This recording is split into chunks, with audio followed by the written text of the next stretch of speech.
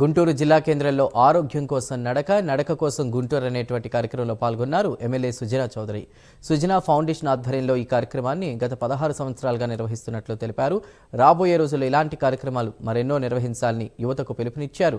మత్తు పదార్థాలకు దానికి సంబంధించిన నివారణ కోసం ఈ కార్యక్రమం నిర్వహించినట్లు తెలిపారు.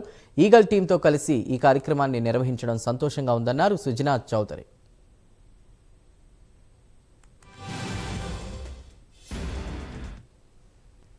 Health for Guntur and health for Guntur people అనే కాన్సెప్ట్తో గత 16 సంవత్సరాల నుంచి ఎన్ఆర్ఐ విద్యా సంస్థలు ఆలపాటి రాజా గారి లీడర్షిప్తో జరుగుతూ ఉన్నది. చాలా మంచి శుభపరిణామం. దీంతోపాటు ఎన్ఆర్ఐ మెడికల్ కాలేజ్ వాళ్ళు కూడా స్పాన్సర్ చేస్తున్నారంటే ఈసారి సుజనా ఫౌండేషన్ కూడా స్పాన్సర్ చేసింది. ఇది not only health for themselves, ఇది no to pub culture, no to drug culture అనే కాన్సెప్ట్ని కూడా బాగా పెంపొందిస్తున్నారు. చాలా అవసరం అది.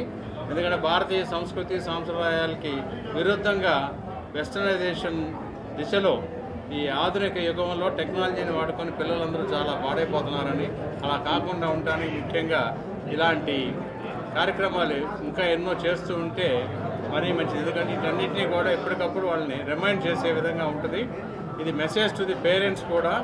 ఈగల్ సంస్థ వాళ్ళు కూడా ఏకకన్ను వేసి పైన చూస్తున్నప్పటికీ వాళ్ళు కేవలం దాన్ని పర్యవేక్షించగలరు, కానీ రియల్గా ఆపాలి అని అంటే ఆ డిసిప్లిన్ అనేది ప్రతి ఒక్కరి కుటుంబాల నుంచి పిల్లల దగ్గర నుంచి